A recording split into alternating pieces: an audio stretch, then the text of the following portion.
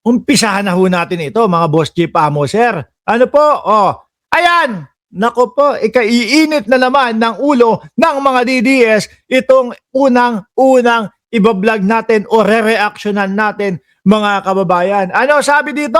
Tinapos na ni Pangulong Bongbong Marcos ang mahabang pila, no? Oh, doon daw po sa NAIA, doon daw po sa airport. Ako ho, mga kababayan, ha, eh, kumbaga, siguro sa isang taon o 2 taon, 2 beses akong bumabalik panikpanaog o labas-basok diyan sa Pilipinas ho, mga bossing. Talagang ang problema natin, grabe ho, mga bossing. Although, sa iba, may mga pila din ho, pero grabe, no? Sa umpisa pa lang po, pagpila nyo pa lang po, mga kababayan, sa counter pa nga lang di ba? Kukunin mo pa lang yung ano mo, yung ticket mo doon sa counter. Magche-check-in ka pa lang. Sabi ko sa inyo, mga bossing, yung buong airport, doon sa loob, yung pinakalabi, napupuno ng pila ho yun, mga kababayan. Eto, tinapos na ni Pangulong Bongbong Marcos ang mahabang pila mula sa mga OFW hanggang sa mga turista. Malinaw ang utos ni Pangulong Marcos, ayusin ang NAIA, no, Ninoy Aquino International Airport para maging maayos, mabilis, makatao ang pagdating sa bagong Pilipinas. Alam niyo po, mga bossing, no, lalo na doon sa mga turista, sa mga dayuhan, syempre yan yung unang bubungad sa kanila Pag nakita nila, napakagulo pala, naku, ang pangit pala ng airport ng Pilipinas, ang haba-haba ng pila, yan pa lang tatama rin na silang mag-tour ho sa Pilipinas, mga boss Di ba? Ngayon po, hindi, biruin nyo, no, Ma'am Princess Paris, live ba ito? Opo, live na live. Biruin nyo ang ating Pangulo, tumatrabaho doon sa mga korap ng ating bayan, no? Ipapaoblo. Sumunod po, yung mga pabahay ho, mga kababayan, hindi din pinapabayaan ng Pangulo yan. At ito nga, di ba, nung kahapon, ang ibinlag naman po natin, yung kagustuhan ng ating Pangulo na makapagtayo ng mga kabahayan na malapit na mismo doon sa mga pinagtatrabahuhan o pagtatrabahuhan ng ating mga kababayan. Di ba? So, sa usaping medical naman po, hindi naman din po nagpapahuli ang Pangulo. Akala nyo siguro, naku, puno na ang schedule ng ating Pangulo. No, hindi nakakayanin ng ating Pangulo na magdagdag pa ng mga trabaho at nung ikagaganda ng ating bayan. O ayan, pati airport. No?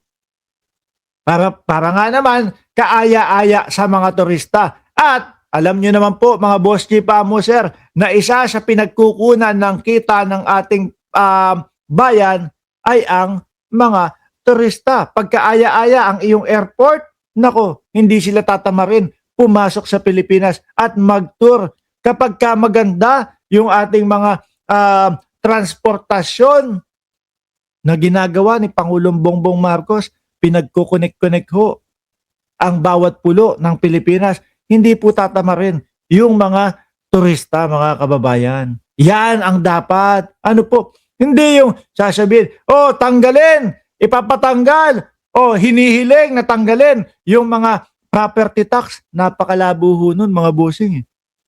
No? Diba, Chair? Napakalabo ho nun, mga kababayan. At nangyayari lang ho yun doon sa mga bayan o mga bansa na solid ang yaman, kagaya ng Cayman Islands, walang property tax. Monaco, walang property tax. Mga bayan, mga bansa sa UAE, walang mga property tax kasi madami silang pinagkukuhanan. Pero kung ang turismo natin yayabong, lalakas, mga Boss Chief Amo, sir, yan ay magiging dahilan ng pag-angat, pagtaas ng kita ng ating bayan So ngayon, kapag kayong madami ng revenue, madami ng pinagkukuhanan ang ating bayan ng kita, doon saka natin pag-usapan yung gustong ipaepal ni Greco Bellica na ano daw ho, pagtanggal ng property tax. Hindi ho basta-basta matatanggal yung mga yun.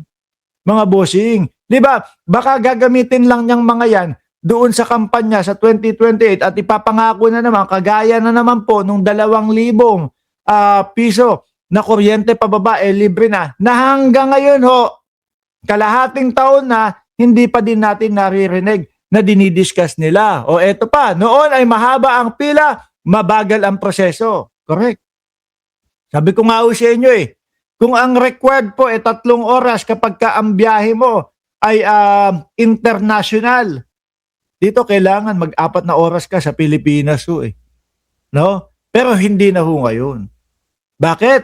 Dahil ayan po, ginawa ng paraan. Mabagal ang sistema, hindi ang malasakit. Hindi dahil walang gustong tumulong, kundi dahil luma at mabagal ang sistemang minana sa paliparan. Immigration, baggage at pasilidad ay sabay-sabay ng napag-iwanan. O, nakitan mo?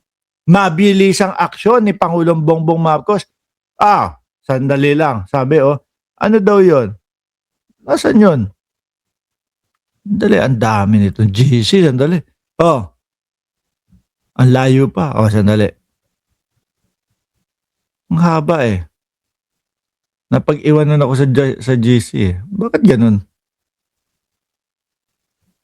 Ang haba naman. Ano ba to?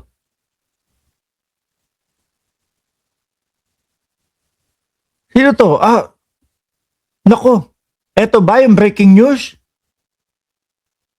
Andali, breaking news. Sara Diskaya arrested by NBI. Tama ba? Ito ba? Tama ba? Yun nga. Dahil, kumbaga, lipat agad tayo doon sa breaking news. Ipakita agad, mga kababayan. Ano to, tatakas? Tumakas na ba? Si Sara Diskaya, sakit nito, saklap nito, ano?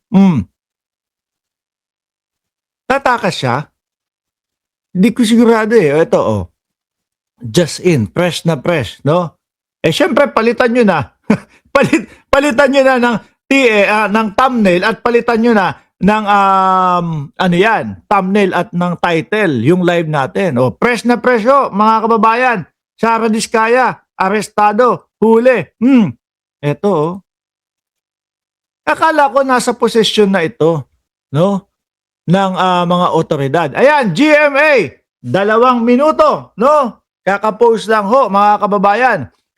Sara Diskaya arrested by the NBI, no? Breaking news, the National Bureau of Investigation, NBI, served warrant of arrest to Sara Diskaya in connection of 96.5 million Ghost Flood Control Project in Davao Occidental, Thursday, December 18.